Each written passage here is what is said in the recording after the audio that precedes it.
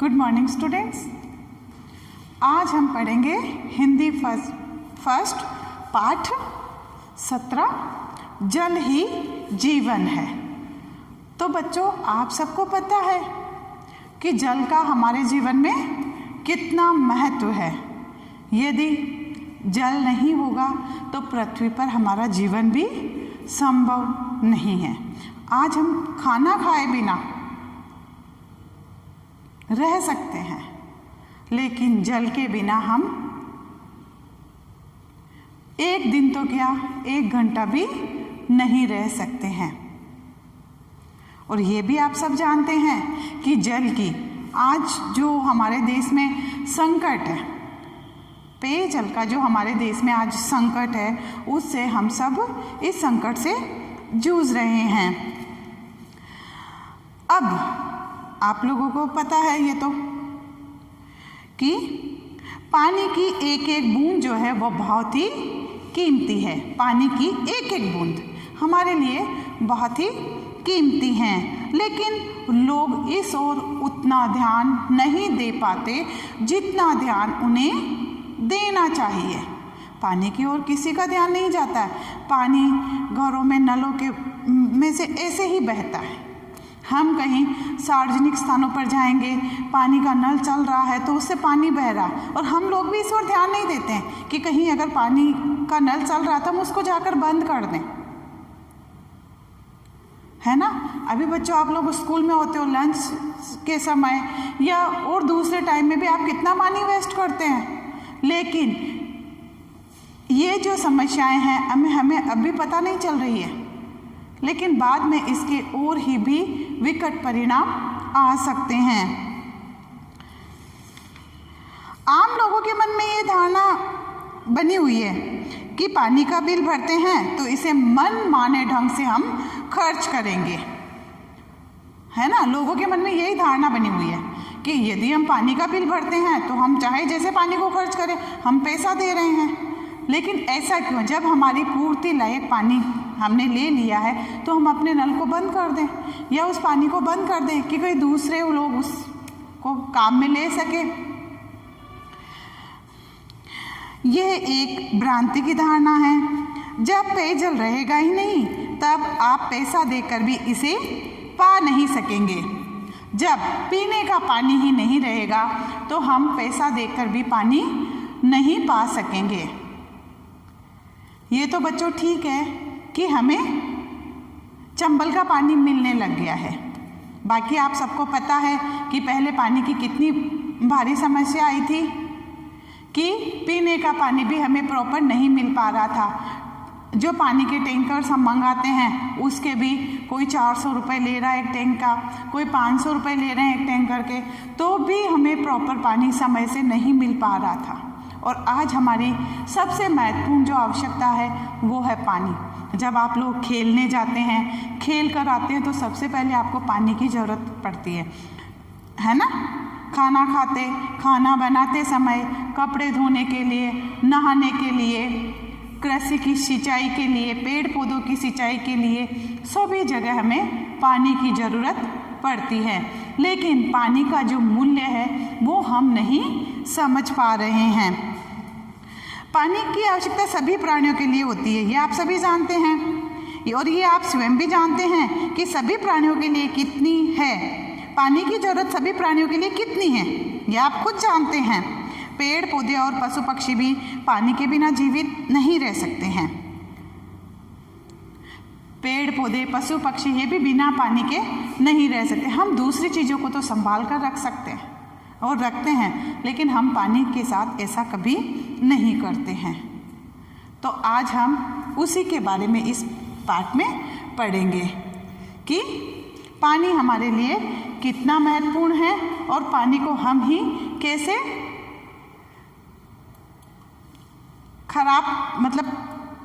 उसका अनुपयोग करके हम उसी को आज ख़त्म कर रहे हैं। तो आइए बच्चों, हम पढ़ते हैं। प्रकृति ने हमें जीवन दिया है तो जीवन का आधार भी दिया है। प्रकृति ने जब हमें जीवन दिया है तो इसको जीने के लिए हमें इसका आधार भी दिया है। वायु, जल, भोजन सभी दिया है, तो हमें अपनी प्रकृति का आभार मानना चाहिए। इसके बिना जीवन संभव नहीं है। मानव के लोभ और लापरवाही ने उक्त सभी संसाधनों का दुरुपयोग किया है। मानव के लोभ ने जो वायु, जल, भोजन जो भी हमें पृथ्वी ने दिया है उसका दुरुपयोग किया है, ये आप सब भी जानते हैं। इन्हें दूषित भी किया गया है। परिणामतः आज सारा संसार जल की कमी और प्रदूषण से जूझ रहा है। हमें शीघ्र ही इस संकट से निकलने के रास्ते खोजने होंगे और अपनी भूल को सुधारना होगा, नहीं तो हमारे लिए कुछ ही वर्षों में यह संकट जानलेवा हो सकता है। जल एक ऐसी प्राकृतिक वस्तु है बच्चों, जिसके बिना प्राणी जगत का अस्तित्व संभव नहीं है। इसके बिना प्राणी जगत का, जल के बिना कोई अस्तित्व ही नहीं है। इसके गुणों को जानते हुए भी हमारी आधुनिक सभ्यता इसे प्रदूषित करने में लगी हुई है। पानी के कितने गुण हैं और जिसके बिना हम रह नहीं सकते, हम ये सब जानते हुए भी उसको प्रदूषित करने में लगे हुए हैं। अंधाधुंध मशीनीकरण के कारण स्थिति और भी गंभीर हो गई है। अंधाधुंध मशीनीकरण, आज हम हर काम मशीनों से हो रहा है, तो उसके कारण हमारी स्थिति और भी धीरे धीरे गंभीर हो रही है। ऐसी अनमोल वस्तुओं का उपयोग हमें सोच समझकर किफ़ायती ढंग में करना चाहिए, ताकि वर्तमान और आगामी पीढ़ियों का जीवन सुरक्षित रह सके। हमें हमारे लिए ही नहीं, हमारी आने वाली पीढ़ी के लिए भी ये सोचना होगा। आइए पढ़ते बेटा हम चैप्टर। प्रतिदिन के कामों में हम जल का उपयोग विविध भांति से करते हैं। अब प्रतिदिन हर काम में हम पानी का जो उपयोग करते हैं वो कितनी ही प्रकार में करते हैं, जैसे पीने, नहाने, धोने तथा सफाई आदि में। हमारे खाद्य पदार्थों में जल की कुछ न कुछ मात्रा विद्यमान रहती है। हरी सब्जियों में तो यह मात्रा बहुत ही अधिक होती है। खीरे और ककड़ी में लगभग 95% पानी होता है। तो पीने के लिए, नहाने के लिए, धोने के लिए, सभी के लिए हमें पानी की आवश्यकता होती है। और पानी, हमारे खाद्य पदार्थों में भी पानी जो है किसी न किसी रूप में विद्यमान रहता है। हमारे खाद्य पदार्थों में भी पानी किसी न किसी रूप में विद्यमान होता है। और हरी सब्जियों में तो पानी की जो मात्रा है वो बहुत ही अधिक होती है। खीरे और ककड़ी में, इनमें तो कितनी होती है पानी की मात्रा? 95% तो हमें हमारे भोजन में खीरा और ककड़ी को नियमित इस्तेमाल करना चाहिए, जिससे कि हम अगर बराबर पानी नहीं भी पी पा रहे हैं तो हम इसको अगर खाएंगे तो कहीं ना कहीं हमारी पानी की पूर्ति जो है शरीर में वो पूरी होती जाएगी। विद्यमान मतलब उसमें उपस्थित रहते हैं। कृषि से ही खाद्य पदार्थ प्राप्त होते हैं। ये तो हम सब जानते हैं कि हमें खेती से ही सभी खाद्य पदार्थ प्राप्त होते हैं। पर पानी के बिना कृषि संभव नहीं, लेकिन पानी के बिना भी कृषि नहीं हो सकती है। संभव ही नहीं है कि पानी के बिना खेती की जाए।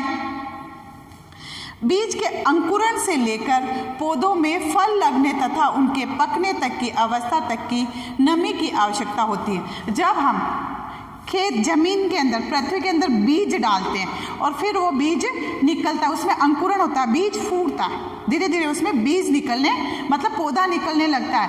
तब से लेकर उसमें फल लगकर पकने तक उसकी जो ज़मीन है, उसकी जो जगह है, वहाँ पर नमी की आवश्यकता होती है। और ये नमी उसे कौन देगा?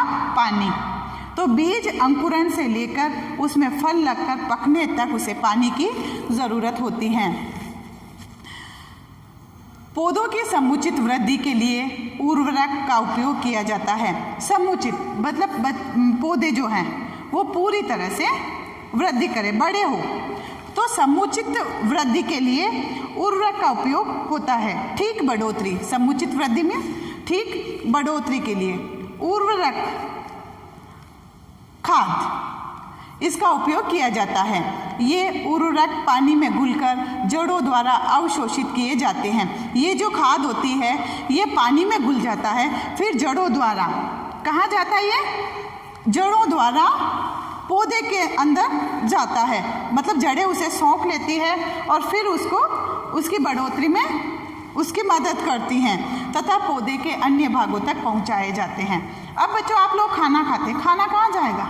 हम लोग मुंह में खाएंगे, फिर वो हमारे पेट में जाएगा और इसी पेट से उसी की मात्रा से हमारी जो है बढ़ोतरी होती है, हमें सारे पोषक तत्व मिलते हैं, तो वह कहीं ना कहीं हमारी बढ़ोतरी में सहायक है। उद्योगों में पानी का उपयोग आवश्यक हो गया है। आप जानते हैं ये उद्योगों में भी पानी की ज़रूरत होती है। बड़े बड़े कारखानों में वाटर गैस का उपयोग होता है और बड़े बड़े कारखानों में तो वाटर गैस लगाए गए हैं जिनका उपयोग वो लोग कर रहे हैं, जिसे बनाने में पानी का उपयोग किया जाता है। अब वाटर गैस बनाने के लिए भी हमें पानी की ज़रूरत पड़ती है। साबुन इत्यादि के लघु उद्योगों में भी पानी का उपयोग अनिवार्य है। अब साबुन है, कई तरह के जो छोटे छोटे उद्योग लगे हुए हैं उनमें भी पानी जो है वो भी अनिवार्य है। भाप इंजन में भी पानी का ही उपयोग किया जाता है। भाप में, इंजन में, इनमें भी पानी का ही उपयोग किया जाता है। शरीर के भीतर जल के महत्व का अनुमान इस तथ्य से लगाया जा सकता है कि स्वस्थ शरीर का लगभग 2/3 भाग पानी होता है। शरीर के अंदर जो जल का महत्व है वो हम इस तरह से अनुमान लगा सकते हैं कि स्वस्थ शरीर में लगभग 2/3 भाग पानी होता है। हमारे शरीर में 2/3 भाग जो है वो पानी होता है। शरीर में पानी की उपस्थिति से रक्त तरल बना रहता है। अगर हमारे शरीर में प्रॉपर पानी है तो हमारा जो रक्त है वो एकदम तरल रहता है ना, तरल बना रहता है। इस प्रकार हम देखते हैं कि जीवन के लिए पानी अत्यंत आवश्यक है। अतः ये कहना कि जल ही जीवन है अतिशयोक्ति नहीं होगा। हमारे जीवन में पानी जो है वो बहुत ही आवश्यक है, इसलिए हम ये कहना कोई अतिशयोक्ति, मतलब हम बड़ा चढ़ा कर नहीं कह रहे हैं कि जल ही हमारा जीवन है या जल ही जीवन है। ये कोई अतिशयोक्ति नहीं है कि हम इस बात को बड़ा चढ़ाकर नहीं कह रहे हैं, क्योंकि पानी जो है वो हमारे लिए सबसे महत्वपूर्ण आवश्यकता है। इसके बिना हम धरती पर अपने जीवन की कल्पना भी नहीं कर सकते हैं। जल में अनेक पदार्थ घुल जाते हैं। ये आपको पता है कि हम पानी के अंदर कुछ भी घोलेंगे तो वो घुल जाएगा, जैसे चीनी, नमक आदि। पानी ऐसा द्रव है जिसमें किसी भी अन्य द्रव की अपेक्षा पदार्थों को घोलने की क्षमता बहुत अधिक होती है। पानी में हम कुछ भी घोल सकते हैं, जैसे नमक है, शक्कर है, गुड़ है ना। तो पानी जो है एक सा द्रव पदार्थ है जिसमें किसी भी अन्य द्रव की अपेक्षा पदार्थों को घोलने की जो क्षमता होती है वो बहुत अधिक होती है। अधिकतर पदार्थों की कुछ न कुछ मात्रा पानी में घुल सकती है। भोजन के उसी भाग का हमारे शरीर में पाचन होता है और भोजन उसी भाग का हमारे शरीर में पाचन भी होता है। वो किससे होता है? पानी से ही होता है। जो पानी में घुलनशील होता है, इस घोल का पूरे शरीर में संचालन होता है। जो पानी में घुल जाता है, घुलनशील में घुलने वाला होता है, इस घोल का पूरे शरीर में संचार होता है। हम खाना खाते वक्त हमें थोड़ा थोड़ा पानी पीते रहना चाहिए ताकि हम जो खा रहे हैं वो लिक्विड होता रहे, तरल बनता रहे, तो जिससे कि हमारा जो भोजन है वो आसानी से पच जाता है। वैसे हमें खाना खाने के 1 घंटे तक पानी नहीं पीना चाहिए, लेकिन खाना खाते हुए आपको हर थोड़ी थोड़ी देर में थोड़ा थोड़ा पानी पीना चाहिए, जिससे कि आपके भोजन की जो पाचन क्रिया वो ढंग से हो सके। पानी को हम किन किन कामों में प्रयोग में करते हैं? पानी को हम नहाने, ये इसके मौखिक प्रश्न है बच्चों। पानी को हम नहाने, धोने, सफाई, खाने पीने में, है ना, सभी कामों में प्रयोग लेते हैं। पानी के बिना कृषि संभव क्यों नहीं है? पानी के बिना कृषि संभव नहीं क्योंकि बीज के अंकुरण से लेके उसके फल लगने या फल लगने के बाद पकने तक उसमें पानी की आवश्यकता रहती है। यदि ये पानी नहीं होगा तो कृषि संभव नहीं होगी। स्वस्थ शरीर का कितना भाग पानी का होता है? स्वस्थ शरीर का 2/3 भाग जो है वो पानी का होता है। पानी का गोलक गुण क्या है कि पानी में जो है सभी पदार्थ आसानी से घुल जाते हैं। पानी जो है एक ऐसा द्रव पदार्थ है जो कि सभी भी पदार्थों को अपने अंदर घोलने की क्षमता रखता है।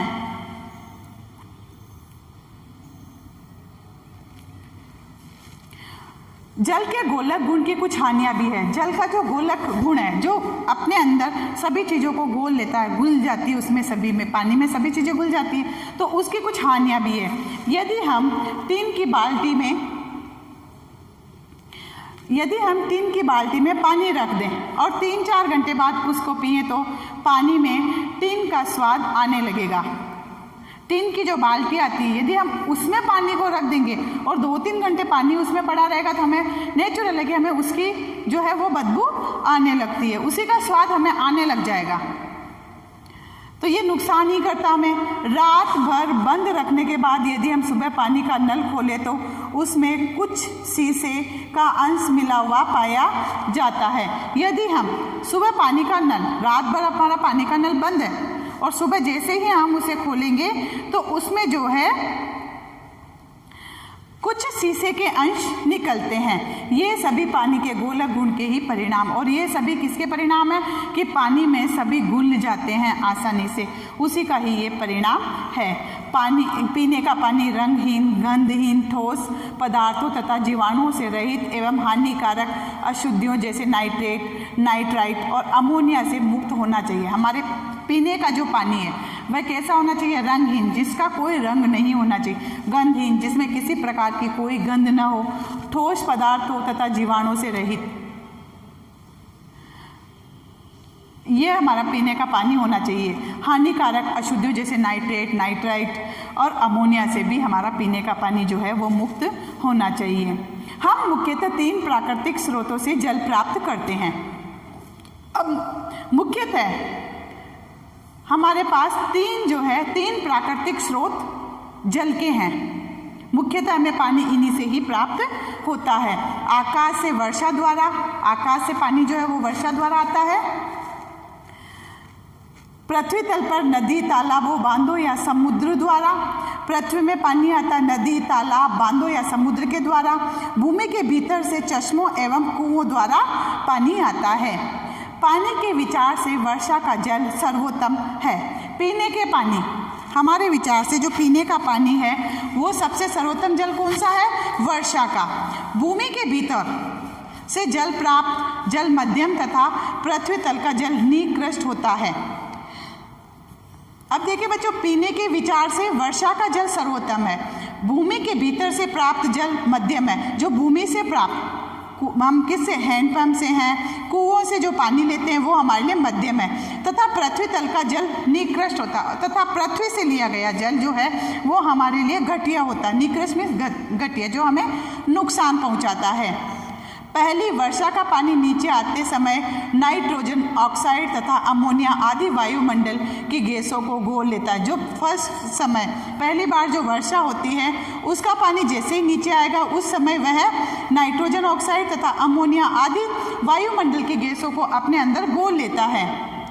अतः ये जल पीने के लिए अनुपयुक्त होता है। तो हमें उसका जो पहली बार जो बारिश होती है उसका जो पानी होता है वो हमें नहीं पीना चाहिए, वो हमारे लिए बिल्कुल भी उपयुक्त नहीं है। दूसरी, तीसरी तथा बाद की वर्षा का जल पीने के काम में लाया जा सकता है। दूसरी बार वर्षा होती है, तीसरी बार होती है, उसके बाद जो बारिश होती है उसका पानी हम पीने के लिए काम में ले सकते हैं, लेकिन पहली बार जो बरसात होती है उसका पानी हमें पीने के काम में नहीं लेना चाहिए। पर पूरे वर्ष भर के उपयोग के लिए वर्षा का जल इकट्ठा करके रखना संभव नहीं, लेकिन पूरे साल भर के लिए पीने का पानी जो है, पूरे साल भर बरसात का जो पानी है, वर्षा का जो पानी है वो हम पीने के लिए नहीं रख सकते हैं, क्योंकि वो उपयुक्त ही नहीं है। इतने एक साल भर के लिए हम पानी का स्टॉक नहीं कर सकते हैं। इसीलिए हमें पेयजल के लिए अधिकतर पृथ्वी तल के या उसके भीतर के पानी पर ही निर्भर रहना पड़ता है। भूमि के भीतर अनेक खनिज पदार्थ होने के कारण गहराई से निकलने वाले झरनों का पानी कहीं पर भारी और कहीं पर हल्का होता है। अब भूमि के भीतर अनेक खनिज पदार्थ होते हैं, आपको पता है ना कि कितने ही खनिज पदार्थ। अब खनिज पदार्थ कौन कौन से हैं? कोयला, सोना, कई प्रकार की धातुएं, ये सब खनिज पदार्थ हैं, खनिज से ही मिलते हैं हमें, मतलब पृथ्वी से ही हमें मिलते हैं ये खनिज पदार्थ, भूमि के भीतर ही होते हैं ये सभी। तो वो पानी भी हमारे लिए भारी तो कहीं पर हल्का होता है, क्योंकि इसमें इन सभी के गुण मिले हुए होते हैं। पथरीले क्षेत्र के झरने के जल में पत्थर के बारीक कण मिले रहते हैं और पथरीला जो क्षेत्र होता है उसके झरने के जल में बारीक बारीक पत्थर मिले हुए होते हैं, जिसे पीने से पेट के रोग होने की आशंका रहती है। कुएं का पानी हमारे देश की बहुसंख्यक जनता पीती, और कुएं गांव में आज भी क्या है, अब तो धीरे धीरे सब जगह नल की व्यवस्था हो गई है ना, लेकिन पहले के लोग जो थे वो कुएं के जल को सर्वोत्तम मानते थे, सर्वश्रेष्ठ मानते थे। लेकिन अब कुएं का जल जो है उसे बहुसंख्यक जनता पीती है, लेकिन कुएं का जल जो है वो बिल्कुल ही हमारे लिए अयोग्य होता है। कुएं गहरे, कच्चे तथा खुले कुओं का पानी। अब कुएं कैसे होते हैं, एक तो कच्चे होते हैं, गहरे होते हैं और खुले हुए होते हैं। सबसे बड़ी बात खुले हुए होते हैं, तो उसमें कहीं से कुछ भी गिर जाता है या वो प्रॉपर पानी हमारे लिए शुद्ध नहीं होता है, तो बिल्कुल भी अयोग्य होता है। ऊपर से घास पत्ती आदि के गिरने से कुआं गंदा होता जाता है। ऊंची जगत वाले पक्की दीवार से गिरे तथा ऊपर से ढके हुए कुएं का जल उपयोग में लाया जा सकता है। एक तो ऊंची ऊंची दीवारों वाले जो होते हैं, कुएं के चारों ओर जो चबूतरा बना होता है ना, जगत कुएं के चारों ओर बड़ा सा चबूतरा बना होता है, फिर वो पानी वो ढका हुआ कुआं होता है, उसका पानी हम पीने के काम में ले सकते हैं। लेकिन कुआं भी किस जगह, कुआं कैसे होना चाहिए, ऐसे कुओं के आसपास कोई गंदा नाला, पोखर या गड्ढा भी नहीं होना चाहिए। जिस कुएं का पानी हम पीने के काम में ले रहे हैं उस कुएं के आसपास कोई गंदा नाला नहीं होना चाहिए, तालाब नहीं होना चाहिए और गड्ढे नहीं होना चाहिए, नहीं तो उस कुएं में उनका पानी जो है वो रिसाव होकर आता है। कस्बों एवं शहरी क्षेत्रों में पीने के पानी के लिए नदियों, तालाबों अथवा झरनों के पानी पर ही निर्भर रहना पड़ता है। इस जल में अनेक अशुद्धियां मिली होती हैं,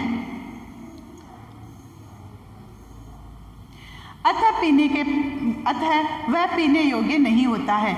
इसलिए आवश्यक है कि इस तरह के पानी को शुद्ध करके ही पिया जाए। अब जो पानी हम ला रहे हैं वो मानते हैं अशुद्ध है, लेकिन उसको हम किस तरह से शुद्ध करके पीने के काम में ले सकते हैं। तो पानी को शुद्ध करने के लिए या पीने योग्य बनाने के लिए भिन्न भिन्न विधियां प्रयोग में लाई जाती है। जिस पानी को शुद्ध करना होता है उसे पाइप द्वारा एक बड़े जलकुंड में ले जाया जाता है। हमें जिस पानी को शुद्ध करना है उसको एक बड़ी पाइप के द्वारा जलकुंड में ले जाया जाता है।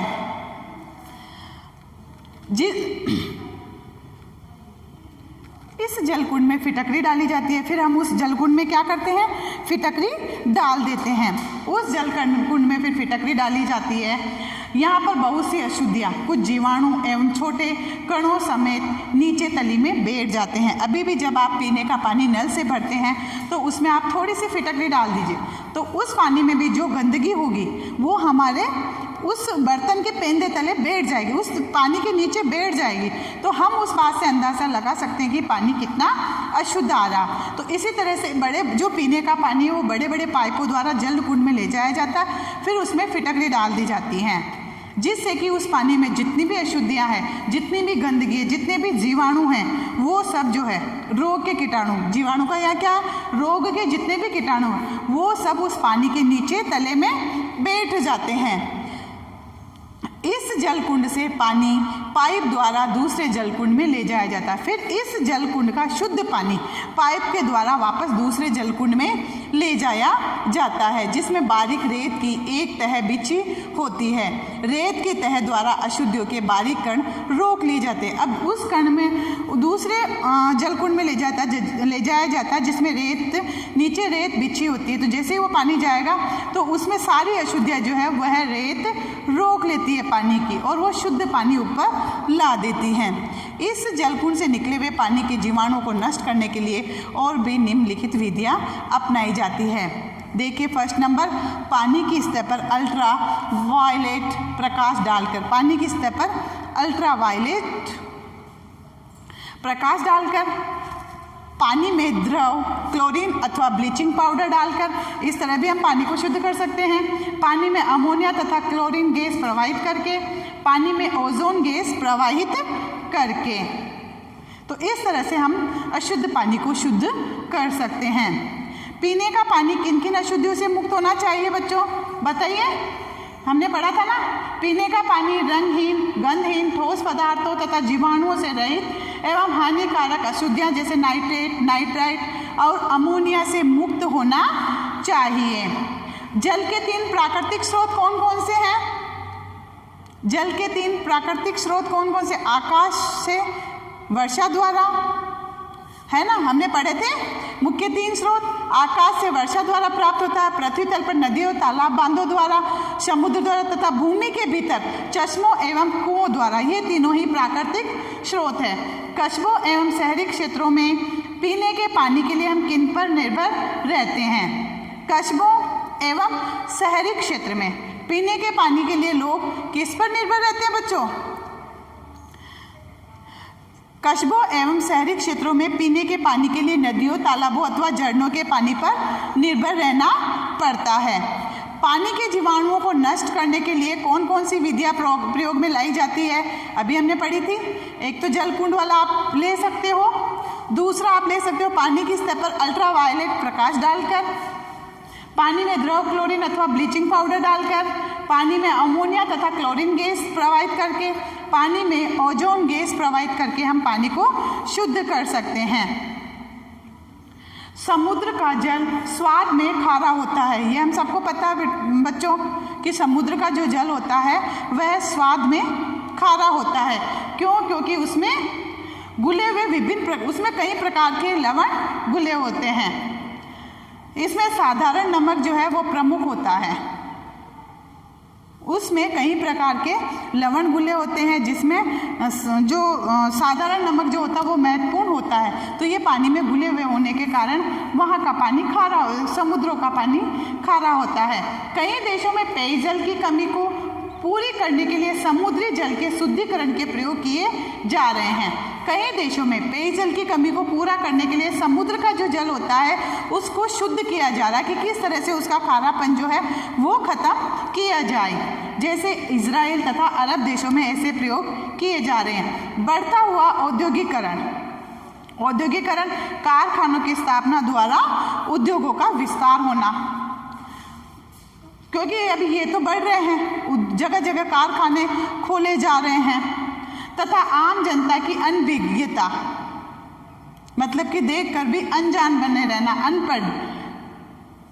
अनजान बने रहना एवं लापरवाही प्राकृतिक जल को दूषित बनाने के कारण है। औद्योगिकरण और अनभिज्ञता ये ही हमारे जल को प्रदूषण कर रहे हैं। इन्हीं की वजह से आज जल जो है वो दूषित हो रहा है। जल प्रदूषण कई प्रकार से होता है, खनिज पदार्थों द्वारा, वनस्पतियों द्वारा और प्राणियों द्वारा। इन सब के द्वारा ही, अब ये चीज़ें तो हम जान सकते हैं कि खनिज पदार्थों द्वारा और वनस्पतियों के द्वारा तो जल दूषित हो ही रहा है। लेकिन अब आप लोगों के मन में आ रहा होगा कि प्राणियों द्वारा जल को कैसे शुद्ध किया जा रहा? हम लोग तो शुद्ध करके पीते हैं, फिर हमारे द्वारा ही पानी कैसे अशुद्ध हो रहा है? जल प्रदूषण प्राणियों द्वारा कैसे फैल रहा है? एक वायुमंडलीय विकार द्वारा चूना, पत्थर, लोहे, अभ्रक आदि खनिजों के कणों के मिश्रण से जल का रंग रूप में शुद्ध जल जैसा ही लगता है। जैसे वायुमंडल विकार दोष, वायुमंडलीय जो दोष होते हैं, जैसे चूना, पत्थर, लोहा, अभ्रक आदि जो है खनिज ये भूमि में रहते हैं, है ना, इनके कणों के मिश्रण से जल रंग रूप में शुद्ध जल जैसा ही, वहाँ इन सब के मिश्रण का मिले होने के बावजूद भी पानी जो है वो हमें बिल्कुल साफ सुथरा नजर आएगा। अर्थात घास फूस, पत्ते तथा सिवार आदि पदार्थों से प्रदूषित जल रंग में कुछ हरा हरा मटमैला होता है। खनिज लवण मिलने के बाद भी पानी जो है वो हमें साफ और शुद्ध दिखता है, शुद्ध जल जैसा ही लगता है, लेकिन स्वाद में वो अलग होता है। उसके अलावा वनस्पति दूषित, अब वनस्पति से दूषित जल कैसे हो रहा है? जैसे घास फूस, पत्ते तथा सिवार जो एक जलीय पौधा होता है, ये आदि पदार्थों भी प्रदूषित जल रंग में कुछ हरा या मटमैला होता है। इनमें जिनमें ये मिले वनस्पति द्वारा दूषित हो रहा जल, जिसमें घास फूस, पत्ते और सिवार जो जलीय पौधा होता है, इनके गुण मिले हुए होते हैं, वह पानी जो है रंग से ही हमें पता चल जाता है कि ये गंदा पानी है, वो मटमैला होता है, क्योंकि उसमें पत्तों के इनके रंग होते हैं। तो वो मटमैला होता है। वनस्पतियों के सड़ने से जल में दुर्गंध आ जाती है। अब वनस्पतियां पानी के अंदर पड़ी पड़ी सड़ती रहेगी, काफ़ी दिनों तक पानी के अंदर अगर हम लकड़ी भी डाल देते हैं और वो काफ़ी समय तक पड़ी रहेगी तो हमें उस पानी में बदबू आने लगती है, तो वह पानी सड़ने लगता है और जल में दुर्गंध आ जाती है और कभी कभी तो कीड़े भी पड़ जाते हैं। प्राणियों द्वारा दूषित जल सबसे घातक होता है और प्राणियों के द्वारा, मनुष्य के द्वारा जो जल दूषित किया जा रहा वह सबसे घातक होता है। अब ये प्राणियों द्वारा पानी जो जल है वह कैसे दूषित किया जा रहा है, जो कि हमारे लिए सबसे ज़्यादा ही नुकसानदायक है। स्वस्थ एवं रोगी सब तरह के स्त्री पुरुष बच्चे आदि तालाबों तथा नदियों के पानी में नहाने जाते हैं। एक स्वस्थ व्यक्ति भी नदियों में, तालाबों में, सब जगह नहाने जा रहा है और स्वस्थ व्यक्ति भी, एक रोगी व्यक्ति भी वहीं जा रहा है और एक स्वस्थ व्यक्ति भी वहीं नहाने जा रहा है। तो आप देखिए कि रोगी व्यक्ति की वजह से वहाँ पर और भी लोग बीमार हो सकते हैं तथा कपड़े भी धोते हैं। अब बीमार व्यक्तियों को पता नहीं किस तरह की उसे बीमारी है, तो उन सब का वहीं नहाना, वहीं कपड़े धोना और स्वस्थ व्यक्तियों का भी वहीं आना, नहाना धोना, तो ये है इस तरह से जो उसके रोगाणु होते हैं वो दूसरे व्यक्तियों में प्रवेश कर जाते हैं, जिससे कि गंदगी पानी में मिलती रहती है। लोग पोखर, तालाब और नदियों के किनारे ही शौच करते हैं। ये भी हम लोगों ने कितनी ही बार देखा है कि लोग जो है वो तालाबों में, पोखर में और नदियों के किनारे जाकर शौच करेंगे, है ना। मलमूत्र, शौच में मलमूत्र का निवारण करना, तो वही करेंगे तथा गंदे हाथ भी उसी पानी में जाकर, एक तो वो उसी जगह, उसी के किनारे जाकर शौच कर रहे हैं, दूसरा उसी पानी में जाकर वो वापस हाथ धोते हैं। तो वर्षा होने पर आसपास का सारा मल पानी के साथ बहकर नदी में मिल जाता है। और जब बरसात होती है तो वर्षा के समय वहाँ आसपास जितनी भी गंदगी होती है, मल मूत्र वाली या दूसरी भी गंदगियाँ जो होती है किनारों पर, वो सभी बहकर उस पानी में मिल जाती हैं। नदियों के किनारे बसे नगरों के गंदे नाले और कल कारखानों के कचरे भी नदी में ही छोड़े जाते हैं। अधिकतर, सबसे बड़ी बात देखिए आप बच्चों, अधिकतर शमशान भी नदियों के किनारे ही होते हैं। अधिकतर जो शमशान होते हैं वो भी नदियों के किनारे पर होते हैं और मुर्दों की राख और कभी कभी तो जानवरों और मनुष्य की लाशों को भी नदी में प्रवाहित कर दिया जाता है। अब शमशान में भी मुर्दों की जो राख होती है उसको भी जल में बहा दिया जाता है और कभी कभी तो जानवर और मरे हुए मनुष्य की जो लाशें होती है उनको भी उस जल में बहा दिया जाता है, जिनके सड़ने गलने। देखिए आप चित्र, कहाँ से हमें पानी प्राप्त हो रहा है बच्चों, ये तालाब द्वारा, यहाँ बरसात से पानी लिया जा रहा है, यहाँ हैंडपंप द्वारा, मतलब भूमिगत जल है, ये भूमिगत जल है, और यहाँ तालाबों द्वारा।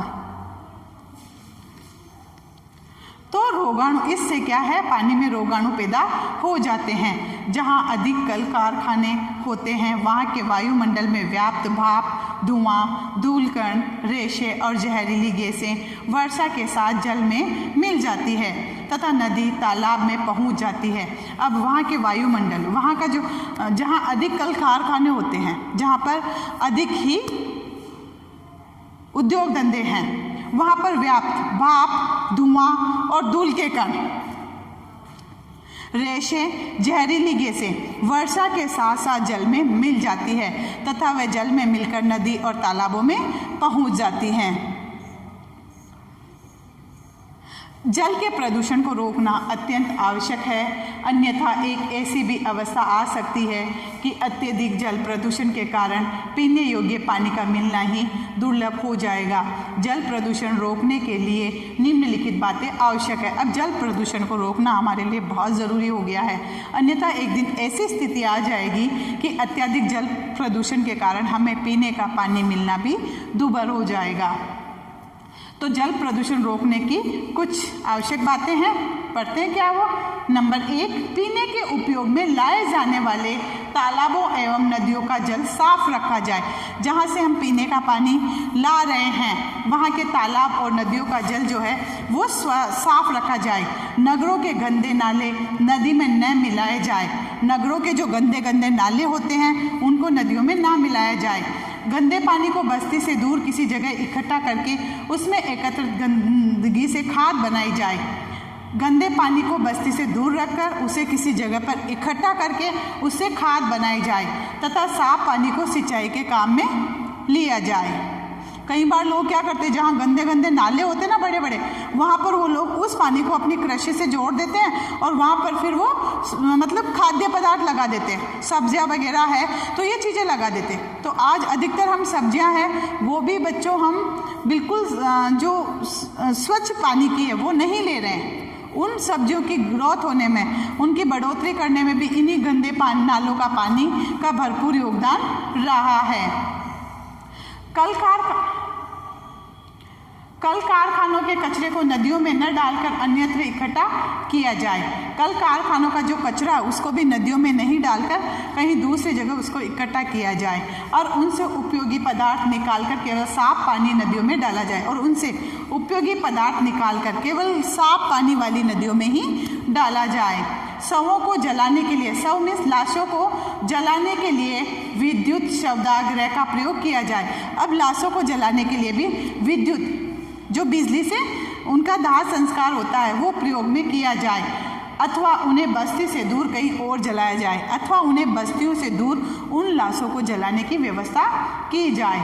जानवरों की लाशों को जमीन के अंदर गहराई में गाड़ दिया जाए, इन्हें नदी में न बहाया जाए। जानवरों की जो लाशें होती है उन्हें जमीन के अंदर गहरे गड्ढे खोदकर उसमें गाड़ दिया जाए, इन्हें नदियों में न बहाया जाए। दूषित वातावरण के कारण उत्पन्न जल प्रदूषण को रोकने के लिए आवश्यक है कि वातावरण को दूषित होने से रोका जाए। जल प्रदूषण को, दूषित वातावरण के कारण भी जल प्रदूषित होता है, इसको रोकने के लिए आवश्यक है कि वातावरण को दूषित होने से रोका जाए। कल कारखानों की चिमनियों में फिल्टर का उपयोग किया जाए जिससे कि रेशे, धूलिकण तथा कार्बन के छोटे छोटे टुकड़े वायुमंडल में प्रवेश न कर सके। तो ये इस तरह की जो व्यवस्थाएं हैं जिसको अपनाकर हम जल प्रदूषण फैलने से रोक सकते हैं। तो बच्चों, आपने इस पाठ में पढ़ा कि किस तरह से जल जो है वो हमारे लिए महत्वपूर्ण है, लेकिन उसी को हम सबसे पहले दूषित करते हैं। प्राणी ही जल को सबसे पहले दूषित करते हैं। तो जल का हम सोच समझकर उपयोग करें और उसको दूषित होने से रोकें कि उसे दूषित नहीं होने दिया जाए। और जब हम लोग खुद इसके लिए सतर्क और सावधान रहेंगे तब हम दूसरों को कह सकते हैं। बाकी ये तो आपने जान लिया कि जल हमारे लिए कितना महत्वपूर्ण है। आइए देखते हैं इसके शब्दार्थ बच्चों।